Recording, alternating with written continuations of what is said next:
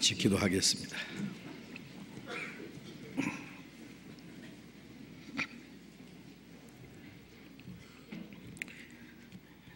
우리를 사랑하시는 거룩하시고 자비로우신 하늘에 계신 우리 아버지 하나님, 하나님을 멀리 떠나 죄 가운데 행하던 우리를 불쌍히 계시고 우리가 받아야 될 저주와 심판을 주 예수님이 대신 담당하시고 주님이 우리 대신 죽어주시고 흘리주신 그 보배로운 피로 우리의 죄를 영원히 씻어주시고 다시는 심판과 저주를 받지 않게 하시고 우리 영혼을 구원해 주셔서 하나님의 자녀로 삼아주시고 영원한 하나님의 나라에 들어갈 수 있는 그 크고 영광스러운 소망을 주신 우리 아버지 하나님, 그 크고 놀라운 은혜를 인하여 감사와 찬송과 영광을 우리 아버지 하나님께 돌립니다.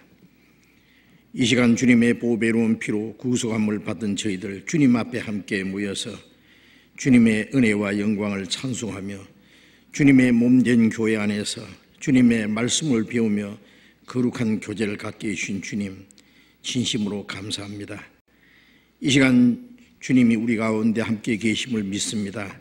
여기에 모여있는 우리 각 사람을 굽어 살펴주시고 하나님의 자비로운 손길로 더욱 붙들어 주시고 주님의 풍성하신 은혜와 생명으로 그리고 능력으로 우리 안에 충만히 채워주시고 이 험악한 세상 살아가는 가운데 하나님의 자녀로 부끄럽지 않게 행할 수 있도록 인도해 주옵소서. 우리는 아직도 너무나 연약하고 미련해서 때때로 주님의 뜻을 분별하지 못하고 우리의 육신의 생각을 따라 행할 때가 너무나 많습니다.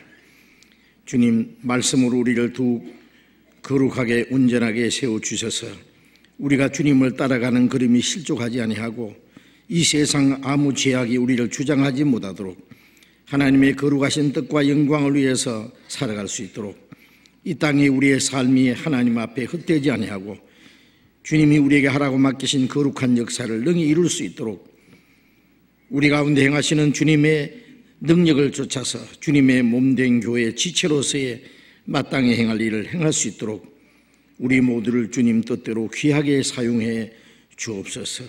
멀지 않아 다시 오실 주님 영광 앞에 부끄러움이 없이 설 수 있게 인도해 주옵소서.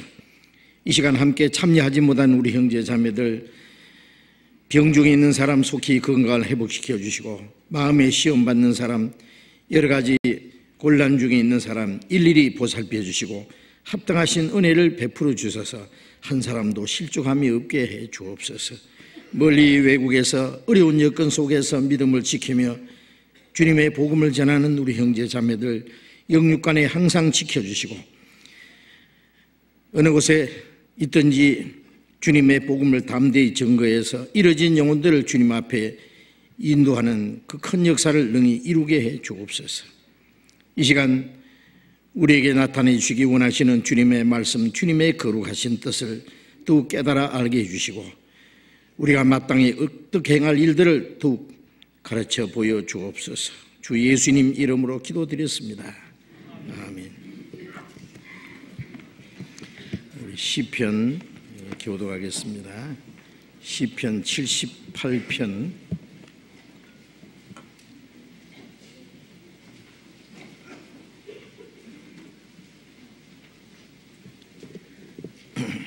시편 78편 1절부터 20절까지 교독하겠습니다. 시편 78편 1절부터 20절까지 교독하겠습니다. 내 백성이여 내 교훈을 들으며 내 입의 말에 귀를 기울일지어다. 내가 입을 열고 비유를 베풀어서 옛 비밀한 말을 발표하리니 이는 우리가 들은 바요 아는 바요 우리 열조가 우리에게 전한 바라. 우리가 이를 그 자손에게 숨기지 아니하고 여호와의 영예와 그 능력과 기이한 사적을 후대에 전하리로다.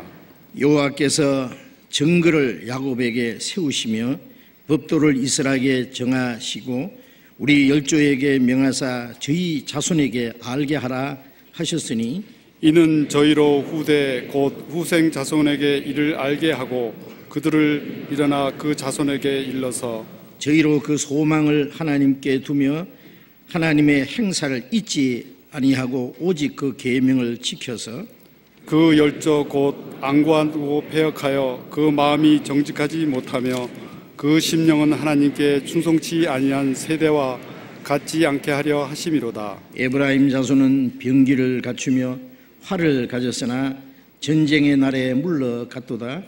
저희가 하나님의 언약을 지키지 아니하고 그 율법 진행하기를 거절하며 여호와의 행하신 것과 저희에게 보이신 기사를 잊었도다.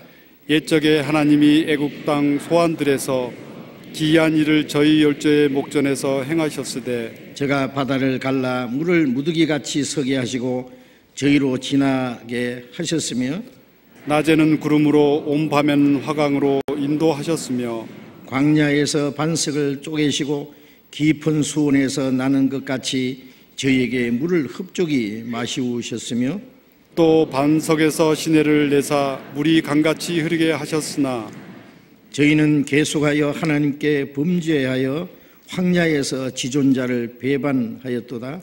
저희가 저희 탐욕대로 식물을 구하여도 그 심중에 하나님을 시험하였으며 그뿐 아니라 하나님을 대적하여 말하기를 하나님이 광야에서 능히 식탁을 준비하시랴.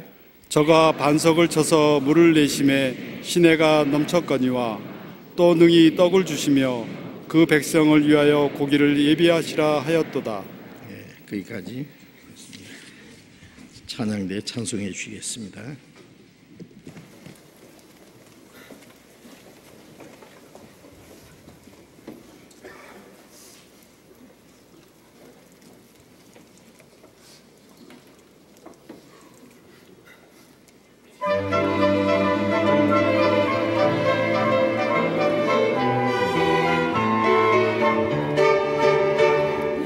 참으지 않은 예수 나의 상처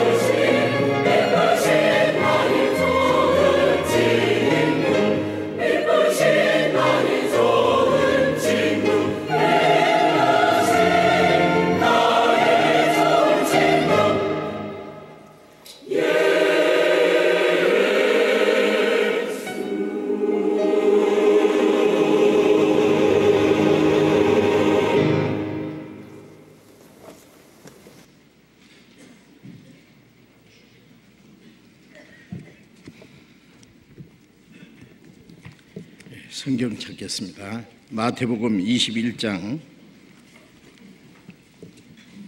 마태복음 21장.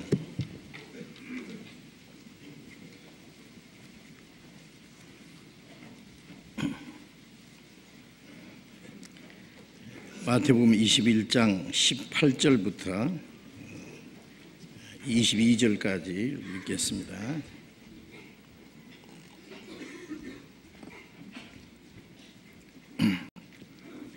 마태복음 21장 18절부터 읽겠습니다.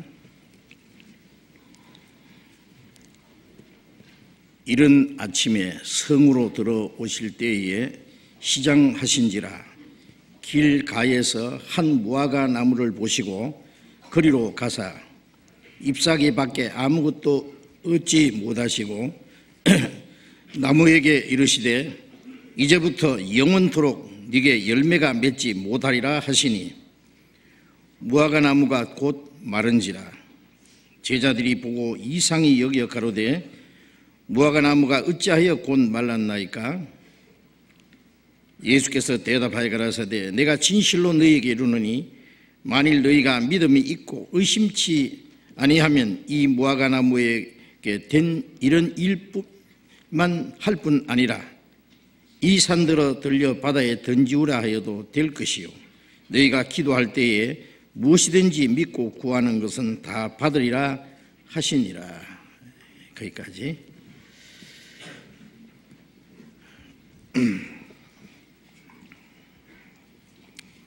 주일 아침에 마태복음을 계속 공부하고 있습니다.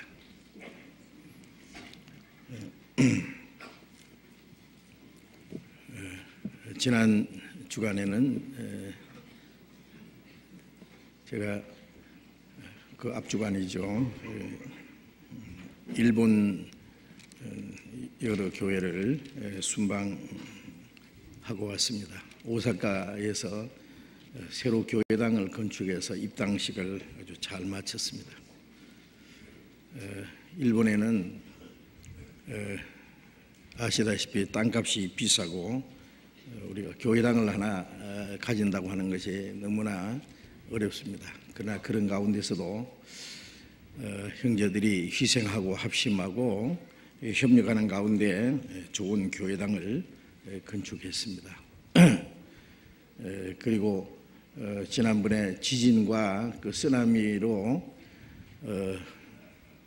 일본 전체가 많은 어려움을 당하고 지금도 아직 많은 사람들이 고통을 받고 있습니다. 그러나 우리 교회는 아무런 피해를 입지 않았습니다. 제가 그 간증을 들어보니까 아주 기적적으로 그 재난을 피하도록 하나님이 인도하신 그런 일들이 있었습니다. 또 가족 중에 한 분은 쓰나미에 물에 떠내려가다가 집에 걸려서 간신히 구조함을 받기도 하고 또 어떤 형제는 거의 매일 그 지역에 어떤 물건을 배달하는 일을 하셨는데 그날따라 다른 곳으로 가게 됐는데 다른 분이 대신 거기에 갔는데 그분은 희생을 당했다고 합니다. 하나님이 여러 가지로 지켜주셨다는 것을 이번에 아주 많이 느꼈습니다. 우리 영혼만 구원하시는 것이 아니라 이 세상에 사는 동안에도 우리의 몸도 우리의 모든 삶을 하나님이 지켜주시고 보호하신다는 것을 우리가 더욱 알아야 됩니다. 시편 121편에 너를 지키시는 자가 졸지도 않고 주무시지도 않는다. 해와 달이 너를 해치 못하고 이 세상의 자연도 우리를 해치지 못한다는 그런 말씀입니다. 지금부터 영원까지 너희를 지키시리로다 그런 말씀이 있습니다. 또 마태복음 10장 30절에 보면은 너희 아버지께서 너희 머리털도 다 해신 바 되었다. 우리 머리털까지 다 해신다고 하는 것은 우리의 모든 사정을 다 아시고 우리를 지켜주시고 보호하신다는 그런 말씀입니다. 그래서 이번에 그 많은 재난 중에서도 지켜주셨고 그 쓰나미 그 현장에서 그 희생당한 사람뿐 아니라 일본 전역의 지진으로 많은 사람들이 고통을 받고 지금도 거의 매일 지진이 일어나다시피 하고 있습니다.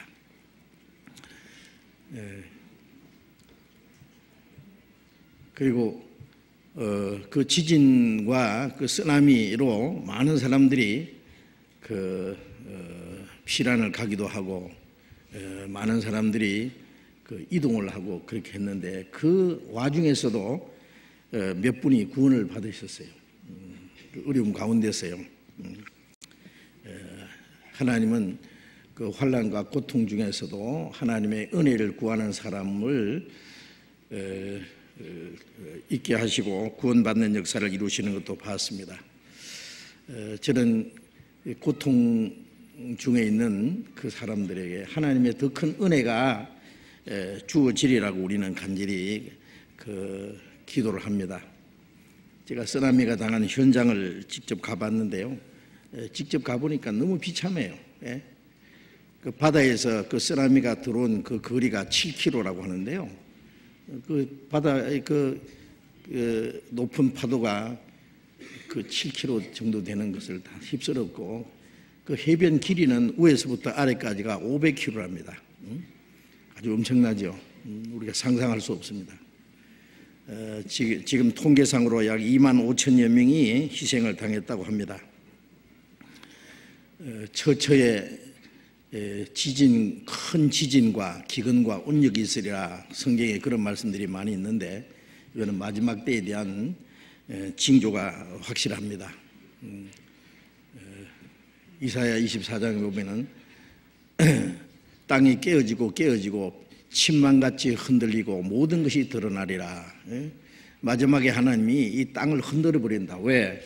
하나님이 사람에게 주시고자 하시는 것은 이 세상이 아니고 영원한 새하늘과 새 땅, 영광스러운 하나님의 나라를 기업으로 주려고 하는데 사람들이 이 죄로 저주받은 땅에다가 소망을 두고 여기서 오래오래 살려고 하는 소망을 두기 때문에 이 땅에는 소망이 없다는 것을, 이 땅은 영원히 살 곳이 아니라는 것을 깨닫게 하기 위해서 하나님이 땅을 흔들어 버린다고 생각합니다.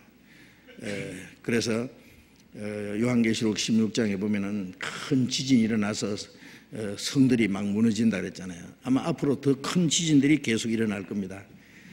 작년 2월에 우리가 IT에서 지진과 쓰나미로 23만 명이 죽었다는 것을 알고 있습니다. 그리고 작년 한 해 동안에 전 세계 곳곳에 지진과 홍수와 기근과 여러 가지 재난으로 많은 사람들이 죽었습니다. 앞으로 점점 더 재난이 많이 일어날이라고 그렇게 우리가 생각할 수밖에 없습니다. 그것은 주님이 오실 날이 너무나 가까웠다는 것을 우리에게 보여주는 겁니다. 이런 일이 되는 걸 보거든 머리를 들라 너희 구속이 가까웠느니라. 주님이 오실 날이 가깝고 우리 몸의 구속이 가깝다는 것을 알고 우리는 만물의 마지막에 가까웠으니 너희는 정신을 차리고 근신하여 기도하라는 말씀처럼 우리는 정신을 차리고 우리 신앙을 다시 돌아보면서 하나님을 경외하는 그 근신과 깨어있는 마음으로 다시 오시는 주님을 맞이할 준비를 해야 되겠다고 이렇게 생각을 합니다. 그런 마음을 가지고 그 어려움을 당하는 곳을 위해서 더 많이 기도해 주시고요. 또 특별히 일본 교회에 많은 사람들이요, 한국 사람들이 일본을 떠났어요. 선교사들도 많이 돌아갔답니다. 그런데 어떤 분이 와서 그러더래요. 우리 교회 목사님에게 찾아와서 한국 사람들 다 돌아가는데 당신이 왜 안 가느냐고. 그래서 내가 여기 전도하러 왔는데 내가 왜 가느냐고. 나는 여기서 살 거라고. 그러니까 이 사람이 이상해 이해를 못하고 그 다음날 와서 정말 안 가느냐고 또 묻더래요. 안 간다 그랬더니 그러면 자기도 한번 말씀 들어보겠다고 전도를 받아 지금 그분을 전도하고 있답니다. 하여튼 우리 그곳에서 어려운 가운데서 전도하는 분들 위해서 우리가 계속 기도를 해야 되겠다고 생각을 합니다. 그래서 이런 일들을 통해서 일본에 더 복음이 힘있게 전파될 수 있도록 해야 되겠습니다. 그 재난과 그 고통이 오히려 그들의 영혼이 구원받는 그런 기회가 될 수 있으리라고 우리는 기대를 합니다. 아시다시피 일본은 땅으로는 우리나라 남한보다는 한 5배 크지요. 인구는 2배 반 정도.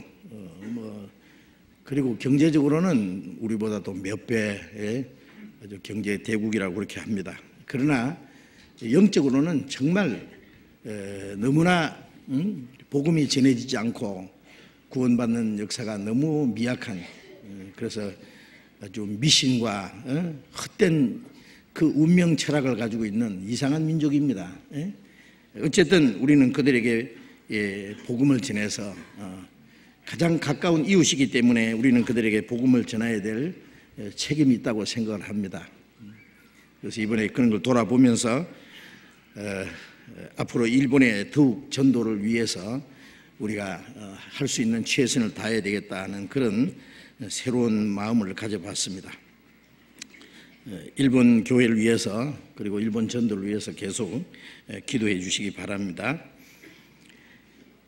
오늘 마태복음 21장 우리가 계속 배우고 있는데 우리가 배우는 말씀마다 아주 너무나 중요한 뜻이 담겨 있기 때문에 이 말씀을 배울 때 이 말씀의 뜻을 충분히 이해를 하고 그 말씀이 우리의 마음과 우리의 생활, 우리의 신앙 생활에 그대로 연결될 수 있기를 바랍니다. 예수님이 이제 3년 반 동안의 공생애를 거의 마치시고 이제 십자가에 못 박혀 돌아가실 그 유월절을 일주일 앞두고 예수님이 예루살렘에 올라가셨습니다. 유대 종교가들은 예수가 있는 곳을 알면은 누구든지 잡아서 신고를 해서 잡아오라고 예수님을 죽일 그러한 계략을 꾸미고 있었습니다. 그러한 와중에 예수님은 당당하게 예루살렘으로 입성하셨고 그리고 성전에 들어가셔서 그 성전 안에서 그 양 팔고 소 팔고 비둘기 팔고 돈 바꾸는 사람들을 그들을 쫓아내셨습니다. 그것은 잠시 동안 그 예루살렘 성전을 정결케 하시는 것을 보여주기 위함이 아니라 이제 그것은 다시는 하나님이 계시는 성전이 아니었습니다. 솔로몬이 지은 그 아름다운 성전, 그리고 이스라엘 백성들이 바벨론의 포로 생활 후에 돌아와서 다시 건축한 그 스룹바벨이 지은 성전, 예수님 시대는 그것을 다시 정축해서 36년 동안 지은 웅장한 성전이었지만은 그 안에는 하나님이 계시지 않았습니다. 그래서 마태복음 23장에 보면은 그 예루살렘과 성전을 향해서 너희 집이 황폐하여 버림바 되리라고 하셨습니다.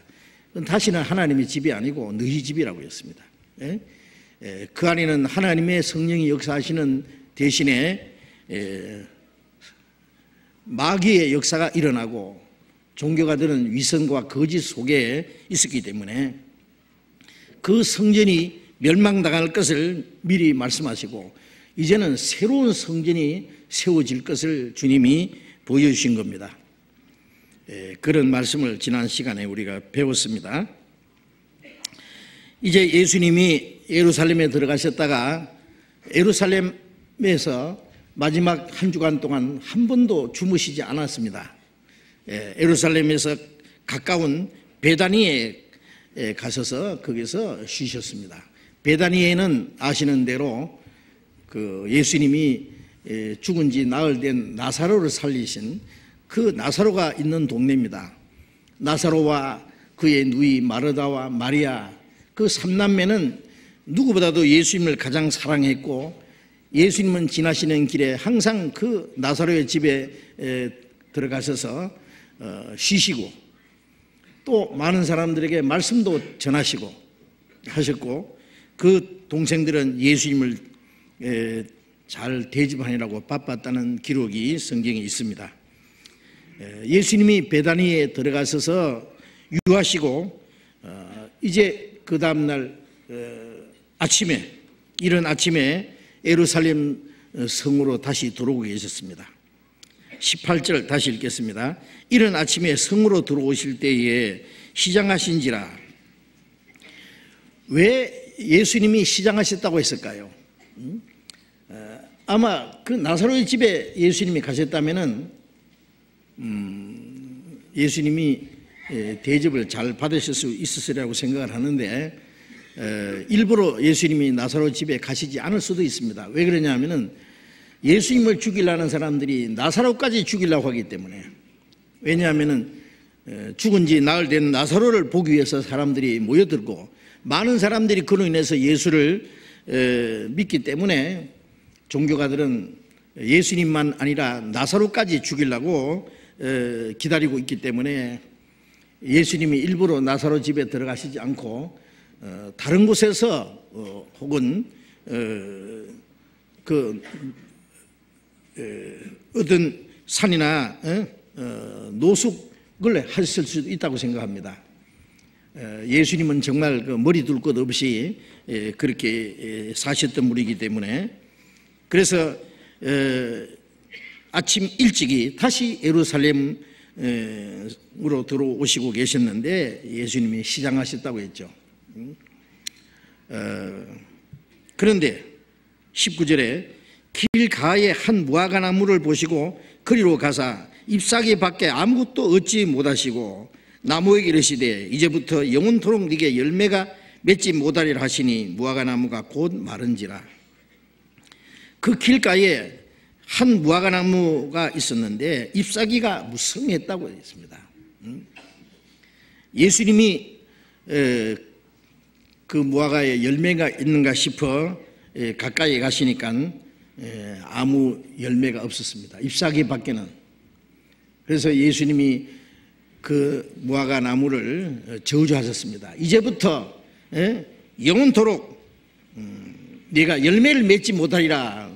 그 나무를 향해서 말씀하셨고 그 무화과 나무는 곧 말라 죽었다고 했습니다. 우리가 이 말씀에서 특별한 교훈을 얻을 수 있습니다. 잎사귀만 무성한 열매 없는 무화과 나무를 예수님이 저주해서 말라 죽게 하셨다. 왜 그랬을까?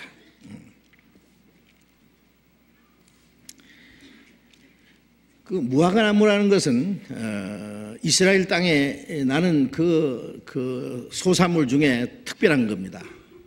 그래서 성경에 보면은 이스라엘 민족이 처음 가나안 땅에 들어갈 때에 포도나무와 무화과 나무는 아주 대표적인 나무였습니다. 포도나무, 석류나무, 무화과 나무 그런 것이 아주 풍부했다고 성경에 기록이 되어 있고 그래서 신명기나 민수기나 이런 말씀에 그 무화과 나무에 대한 많은 말씀들이 있고 그 열왕기상 4장 25절에 보면은 이스라엘 백성들이 그 포도나무와 무화과 나무 아래서 안전히 살 것이다 그랬는데 그 포도나무와 무화과 나무는 이스라엘 백성들의 그 평화와 번영을 그 상징하는 그런 나무였어요. 그래서 그들이 편안하게 살 때에는 포도나무와 무화과 나무 아래서 안전히 살았더라 그렇게 이제 말씀하고 있습니다. 그리고 이스라엘 백성들을 가리켜서 포도나무와 또한 무화과나무와 같다 그런 말씀을 하셨어요. 잠깐 구약 성경에 호세아 9장을 보겠습니다. 다니엘서 다음에 호세아서가 있습니다. 호세아 9장 10절 호세아 9장 10절 옛적에 내가 이스라엘을 만나기를 광야에서 포도를 만남같이 하였으며 너희 열조 보기를 무화과 나무에서 처음 맺힌 첫 열매를 봄같이 하였거늘. 이런 말씀에 보면은 이스라엘을 하나님이 만나기를 광야에서 포도를 만남 같고 너희 열조 보기를 무화과 나무에서 처음 맺은 첫 열매를 봄과 같게 했다, 그런 말씀이 있는데, 그래서 이 포도나무와 무화과나무는 하나님이 이스라엘 민족을 상징하는 그런 나무로 표현한 말씀들이 많이 있습니다. 그리고 스가랴 3장 10절에 보면은 이스라엘 백성들이 각각 포도나무와 무화과나무 아래에서 서로 초대하리라. 포도나무와 무화과나무 아래에서 이스라엘 백성들이 서로 초대해서 모여서 교제했다, 그런 말씀들이 있습니다. 그래서 이 무화과나무는 이스라엘에 물론 무화과나무가 많이 있습니다. 포도나무와 함께. 그리고 그 무화과나무는 이스라엘 민족을 상징하는 나무이기도 합니다. 이 무화과나무는 큰 것은요, 이 밑둥치가 1m까지 큰 것이 있습니다. 그리고 그 높이는 한 5, 6m, 그리고 가지는 8m에서 10m까지 이렇게 옆으로 번집니다. 그래서 그 나무가 무성할 때는 아주 보기가 좋습니다. 그리고 그 한여름에요, 무화과나무 아래에서 사람들이 쉬기도 하고, 큰 나무는 그 밑에 또 샘이 있어서 그늘과 물을 함께 얻는 아주 안식처이기도 하고, 그래서 무화과나무는 그들이 쉬기도 하고 휴식처가 되기도 하고, 그들이 그 밑에서 명상도 하고 기도도 하고 하는 그러한 아주 특별한 나무였습니다.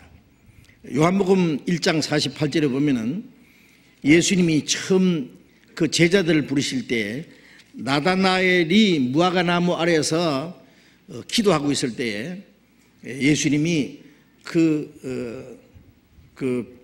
베드로와 안드레를 부르셨고, 그리고 안드레는 그 나다나엘을 또 예수님께로 인도했는데, 나다나엘이 예수님 앞에 나올 때 예수님이 나다나엘을 보고 보라, 참 이스라엘 사람이라 그 속에 간사한 것이 없도다. 나다나엘 깜짝 놀라서, 아이, 제가 처음 만나는데 저를 어떻게 아십니까? 빌립이 너를 부르기 전에 네가 무화과나무 아래 있을 때 내가 보았노라. 무화과나무 아래에서 조용히 명상하고 기도하는 그 나다나엘을 주님이 보셨다라고 말씀했습니다. 그리고 이 무화과나무는요, 특별합니다. 말 그대로 무화과, 꽃 없이 열매가 맺히는 특별한 나무입니다. 보통 이제 거의 모든 나무들은 꽃이 피고 거기서 열매가 맺히잖아요. 그런데 이 무화과는 꽃이 없이 열매가 그냥 맺힙니다. 그런데 열매 맺는 시기는 1년에 2번 정도. 첫 열매는 4월에 그 열매가 맺힙니다.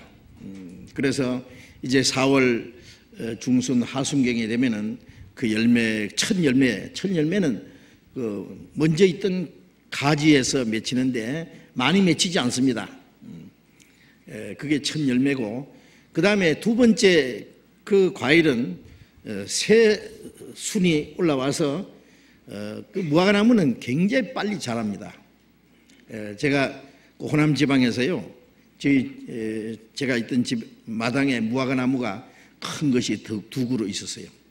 그 무화과가 많이 열릴 때는 그 나무에 그냥 올라가 가지고 나무도 따기도 하고 그랬습니다.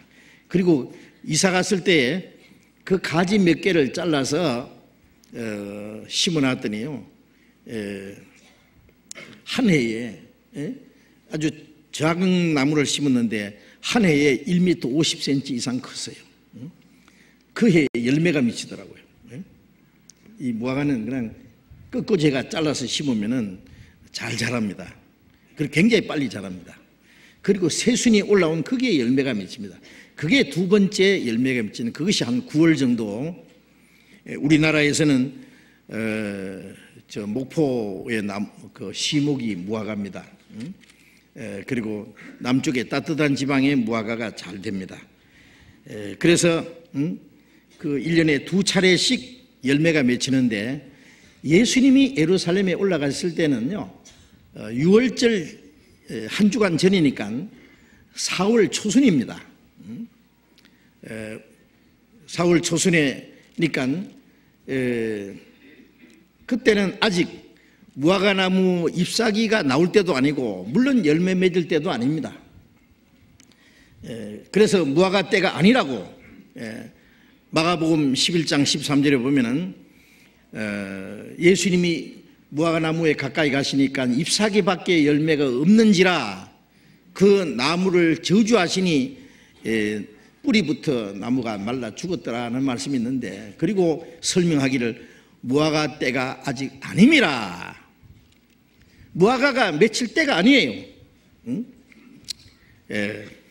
무화과 맺힐 때도 아니고 그런데 왜 예수님이 나무를 죽였었을까? 얼른 생각하기는 이해하기 어려운 문제입니다. 마가복음 11장 잠깐 읽어보겠습니다. 마가복음 11장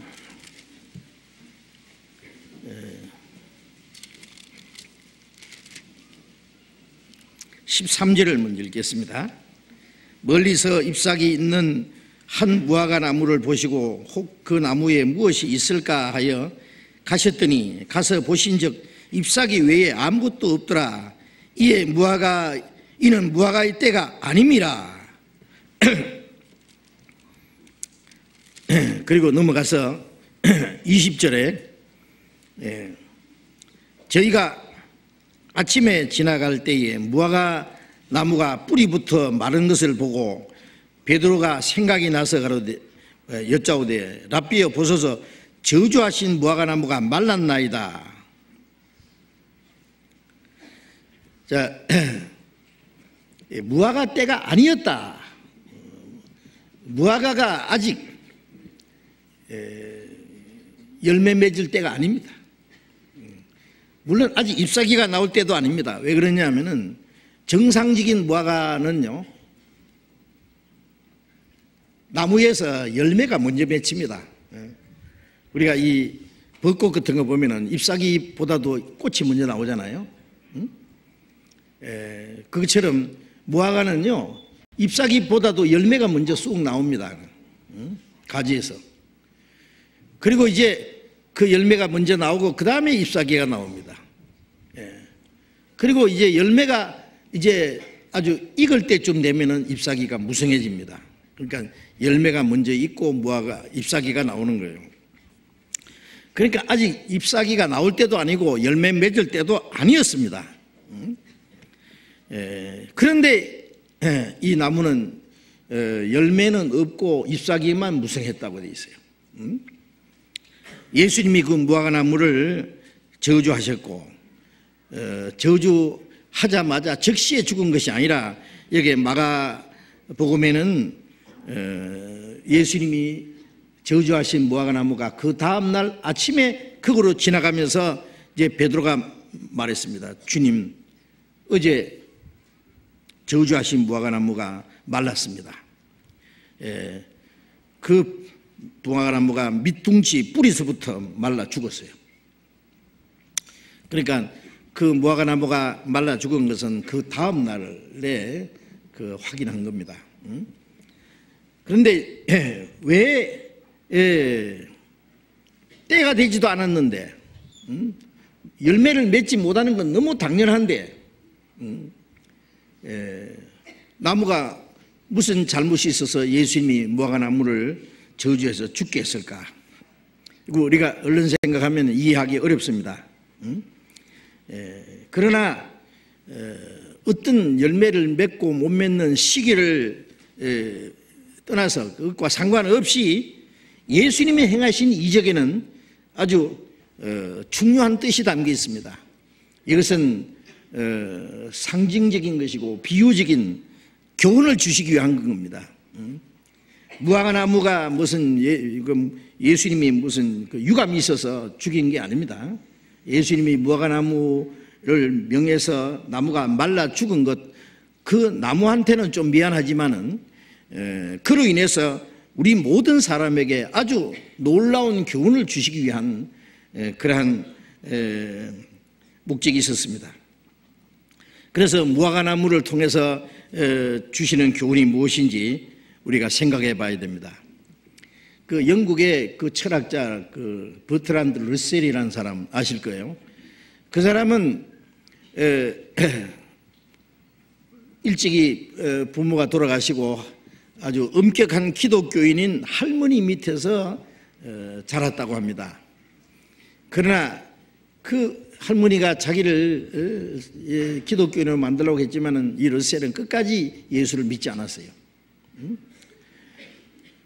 그 사람이 쓴 책 중에 나는 왜 크리스찬이 아닌가라는 그 책 중에서 자기는 예수를 믿지 못하겠다는 두 가지 이유가 있는데, 한 가지는 예수라는 사람은 참 이상하다 그거예요. 물론 이제 그 예수님이 하나님의 아들 그리스도라는 것을 알지 못했기 때문에 하는 말입니다. 자기를 믿지 않으면 막 멸망한다고 막 그러고, 믿는 사람은 영생 얻고 믿지 않는 사람은 심판을 받을 거라고 사람에게 겁을 주고, 또 자기가 이제 배가 고파 지나가다가 무화과나무가 열매가 있는 걸 싶어서 없으니까 당장 죽여버리고 말이에요. 그래서 자기가 예수를 믿지 못하겠다는 이유 중에 하나가 예수님은 무화과나무를 저수해 죽였기 때문에, 능력이 있긴 있지만은 그렇게 마구잡이로 말이야 막 나무를 죽여버리고, 감나무에 감 따러 가보니까 감이 없으니까 도끼로 가지고 쾅쾅 쪼자 죽였다면 좀 이상하잖아요, 그죠? 괴팍한 사람 아니에요. 예수님을 그런 식으로 생각을 한 거예요. 물론 그 사람은 예수님을 크게 오해한 사람입니다. 예수님이 누군지 알지 못하기 때문에. 보통 사람이 그런 일을 했다면은 물론 그게 많은 문제가 있고 오해를 할 수 있습니다만은, 예수님은 하나님이 사람의 모습으로 나타나신 하나님의 아들입니다. 예수님 안에 하나님이 계시고 하나님의 능력이 함께 계셨습니다. 사람이 그를 판단하거나 비방할 수는 없습니다. 예수님은 사람에게 비난받을 일을 하시지 않습니다. 우리가 알지 못해서 그렇지 예수님이 행하시는 일이나 예수님이 하신 말씀에는 전부 중요한 뜻이 있는 겁니다. 예수님이 능력이 있다고 해서 열매 없는 무화과나무를 막 화가 나서 죽였다든지 그런 건 물론 아닙니다. 예수님은 하나님의 능력을 남용하신 일은 없습니다. 마태복음 4장에 보면 예수님이 광야에서 40일 동안 금식하고 극도로 피곤하고 줄여 섰을 때, 또 마귀는 와서 네가 하나님의 아들이면 이 돌멩이를 떡덩이가 되게 하라고. 예수님이 하나님의 능력으로 돌멩이를 떡덩이로 만들 수 있습니다. 아무것도 없는 데서 무엇이든지 할 수 있는 분입니다. 그러나 그는 그것을 만드시지 않았습니다. 요한복음 4장에 보면은 사마리아를 통과하시다가 예수님이 극도로 피곤하고 목마르고 시장했을 때 제자들이 동네에 가서 음식을 구해서 예수님께 잡수소서라고 말씀했을 때, 나는 너희가 알지 못하는 먹을 양식이 있느니라. 예수님은 극도로 피곤하고 목마르고 시장했지만은 그것보다도 육신의 목마름보다 더 큰 목마름, 더 시장한 것이 있었습니다. 그 사마리아의 죄 많은 여인, 그 불쌍한 영혼을 구원하기 위해서, 그리고 그 여자의 말을 듣고 사마리아 사람들이 예수님 앞에 나오고 있었습니다. 그들에게 말씀을 전해서 그들의 영혼을 구원하는 것이 예수님의 양식이라고 했습니다. 나는 너희가 알지 못하는 먹을 양식이 있느니라. 내 양식은 나를 보내신 이의 뜻을 행하며 그 일을 온전히 이루는 것이라고 말씀하셨죠. 예수님이 육신이 시장하셔서 그것 때문에 육신의 양식을 얻기 위해서 우리처럼 그렇게 하지 않았습니다. 열매가 없기 때문에 예수님이 화가 나서 무화과나무를 저주에서 죽겠다든지 물론 그것은 아닙니다. 예수님이 행하신 거기에는 아주 중요한 교훈이 그리고 뜻이 담겨 있는 겁니다. 그래서 예수님은 죽은 자를 살리시고 모든 사람에게 자비를 베풀고 은혜를 베푸는 분입니다. 내가 세상을 심판하러 온 것이 아니라 세상을 구원하러 왔다고. 그런데 예수님의 여기에 무화과나무를 저주해서 죽게 한 것은 이전에 예수님이 행하신 것과는 전혀 다른 모습으로 나타난 겁니다. 생명을 살리시는 주님, 자비를 베푸는 주님, 심판하시는 것이 아니라 구원하러 오신 주님과의 그 모습이 너무 다릅니다. 그래서 예수님의 본래 인격과는 아주 합당하지 않는 그런 행동이라고 우리는 생각할 수 있습니다. 그러나 예수님이 행하신 이적 무화과나무를 즉시 말라 죽게 한 것은 예수님이 행하신 그 기적 중에 하나입니다. 그에는 중요한 목적과 의미가 있습니다. 구약시대에 하나님이 선지자를 통해서 이스라엘 백성들에게 말씀하실 때에 말로만 늘 설명할 수 없는 일을 그 선지자들의 행동을 통해서 설명하신 일들이 있습니다. 예수님께서 때때로 비유를 들어서 말씀하시기도 하고 또 비유보다도 직접 어떤 사건을 통해서 예수님이 교훈해 주신 일들이 있습니다. 마태복음 8장 28절 이하에 보면은요, 예수님이 가다라 지방에 지나가실 때에 그 귀신 들린 사람 둘이 있었습니다. 아주 싸납고 그래서 아무도 지나갈 수 없습니다. 거기에 귀신이 들려 있습니다. 예수님이 그 귀신아 거기서 나오라 그러니까 이 귀신이 하는 말이 우리를 쫓아내시려면은 저 돼지한테 들어가게 하소서 그랬어요. 이스라엘 땅에는 원래 돼지를 못 키우게 되어 있습니다. 율법적으로 돼지 고기를 먹는 거 허락하지 않았거든요. 그거는 뭐 육신의 돼지고기 먹지 말란 말이 아니라 그거는 그 영적인 뜻이 있습니다. 돼지의 특징은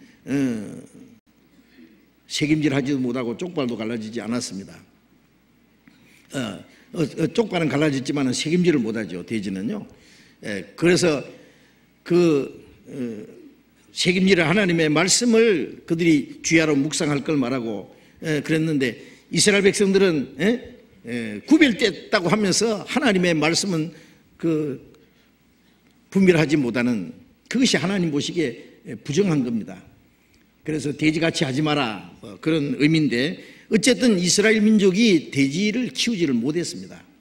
그런데 이스라엘 땅에 물론 변두리 이방인들이 있는 그런 땅입니다마는 그게 돼지를 키우는 일이 있었어요. 이 귀신이 말하기를 그럼 우리를 쫓아내시려면 그냥 쫓아내지 말고 저 돼지떼에 들어가게 하세요. 예수님이 그래 들어가 그러니까 이 귀신이 그 사람에게서 나와서 돼지떼에 들어가서 2,000마리나 되는 그 돼지가 비탈로 내려 달려서 그냥 바다에 몰사했다는 말이 있습니다. 예수님은 한 사람의 영혼, 두 사람의 영혼을 구원하기 위해서 2,000마리 돼지를 희생했습니다. 2,000마리 돼지보다도 그 한두 사람의 영혼이 더 귀하기 때문에 그렇습니다. 그리고 그것은 이 귀신이 더러운 것을 좋아하기 때문에 돼지에게 들어가도록 허락한 겁니다. 그래서 그 경건치 못한 사람들을 마지막에 그 사탄에게 사로잡혀서 살던 사람들이 영혼이 멸망할 것을 미리 보여준 겁니다. 경건치 않은 사람들의 받을 심판을 그 돼지떼가 바다에 들어가서 몰사하는 것을 통해서 교훈해 주신 말씀입니다. 예수님이 무화과나무를 저주하신 것도 그 무화과나무가 어떠냐 하는 것이 문제가 아니라 바로 잎사귀만 무성한 무화과나무 그것은 바로 그 시대 이스라엘 민족의 영적 상태를 설명한 겁니다. 예수님이 예루살렘에 올라가실 때에 많은 사람들이 예수님을 따르면서 찬송을 하면서 환영했습니다. 호산나 다윗의 이름으로 오시니요. 그러나 바로 며칠 후에 그들은 태도가 완전히 돌변해가지고 빌라도 앞에서 예수를 죽이라고 소리 지를 것을 예수님은 잘 알고 계십니다. 그래서 예수님이 이 이스라엘 민족의 그 위선적인 거짓된 마음을 지져가지고 이스라엘 민족이 멸망당할 것을 미리 보여준 겁니다. 주님은 이스라엘 민족이 멸망당할 운명을 미리 알고 계셨습니다. 잎사귀만 무성한 무화과나무, 열매 없는 무화과나무, 그는 바로 이스라엘 민족의 그 당시에 그 위선적인 인위적인 그 종교 상태를 보여준 겁니다. 그들은 하나님의 영광을 위한 열매를 맺지 못했습니다. 그들의 껍데기 모습은 하나님 보실 때 다 위선이고 거짓된 것이었습니다. 그래서 이스라엘 민족이 망할 것을 미리 보여준 겁니다. 당시의 유대 종교가들은요, 자기들은 하나님의 선택받은 아브라함 자손이고, 하나님의 택한 백성이고, 그들은 하나님의 율법을 열심히 지키고 안식일을 지키고 예루살렘 웅장한 성전에 모여서 하나님께 제사하고 예배하고, 그들은 하나님의 거룩한 백성이라고 하나님을 섬긴다고 자부했던 겁니다. 제사장, 율법사, 서기관, 바리새인, 그 훌륭한 종교가들. 그러나 그들 속에는 하나님의 생명도 진리도 아무것도 없었습니다. 그들은 하나님과 상관없는 사람입니다. 그는 생명 없는 형식, 그 거짓된 종교가 수세기 동안 계속됐고, 이미 그들은 하나님 앞에 완전히 시들어버린 무화과나무처럼 아무것도 없는 겁니다. 그래서 이스라엘 민족이 그 열매 없는 잎사귀만 무성한 거짓된 유대 종교가 아는 이스라엘 민족이 멸망당할 것을 미리 보여준 겁니다. 바로 이사야 5장을 읽겠습니다. 이사야서 5장, 구약성경 이사야 5장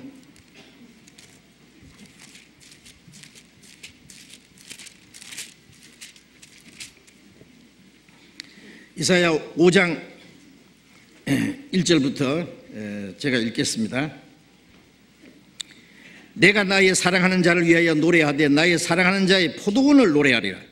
나의 사랑하는 자에게 포도원이 있으며 심히 기름진 땅이로다. 땅을 파서 돌을 지하고 극상품 포도나무를 심었도다. 그 중에 망대를 세웠고 그 안에 술터를 팠었도다. 좋은 포도 맺기를 바랐더니 덜 포도를 맺었도다. 예루살렘 거민아 유다 사람들아, 구하노니 이제 나와 내 포도원 사이에 판단하라. 내가 내 포도원을 위하여 행한 것 외에 무엇을 더할 것이 있었으랴? 내가 좋은 포도 맺기를 기다리거늘 덜 포도를 맺히면 어찌민고? 이제 내가 내 포도원에 어떻게 행할 것을 너희에게 이르리라. 내가 그 울타리를 걷어 먹힘을 당케 하며 그 담을 흘러 짓밟히게 할 것이요, 내가 그것으로 황무케 하리니 다시는 가지를 자름이나 뿔을 돋우지 못하며 찔레와 형극이 날 것이며 내가 또 구름을 명하여 그 위에 비를 내리지 말라 하리라 하였으니 대저 만군의 여호와의 포도원은 이스라엘 족속이요 나의 기뻐하는 나무는 유다 사람이라. 그들에게 공평을 바라셨더니 도리어 포악이요 그들에게 의로움을 바라셨더니 도리어 부러지점이었도다.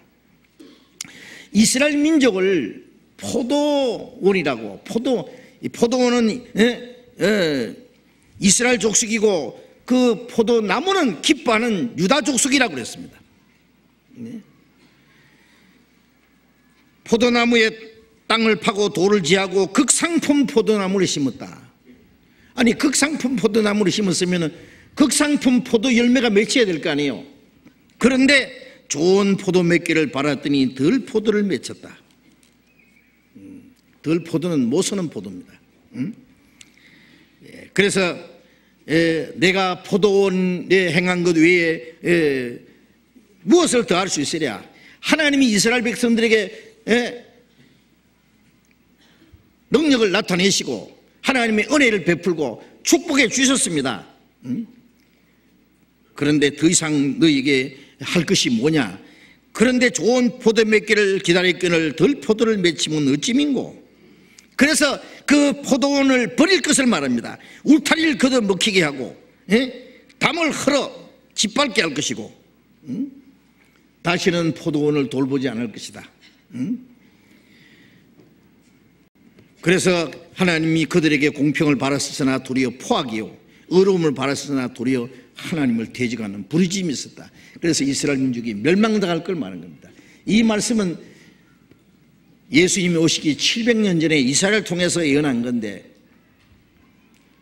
기원전 586년에 바벨 들어서 예루살렘 성전을 불질러버리고 몽땅 바벨론을 끌고 갔습니다. 70년 동안 바벨론의 포로 생활을 했죠. 1차 이스라엘 멸망입니다. 예수님 시대의 이스라엘 백성들 웅장한 성전에서 경건하게 하나님께 예배하고 하나님을 잘 믿는 것지만은 그것은 순전히 잎사귀가 무성한 무화과에 불과했습니다. 하나님이 그들에게 원하시는 건 열매였습니다. 열매가 없다. 그래 어떻게 하냐? 열매 없는 무화과나무는 저주받아서 죽이는 수밖에 없다고 말해요. 누가복음 13장을 잠깐 봅시다. 누가복음 13장 6절부터 봅니다.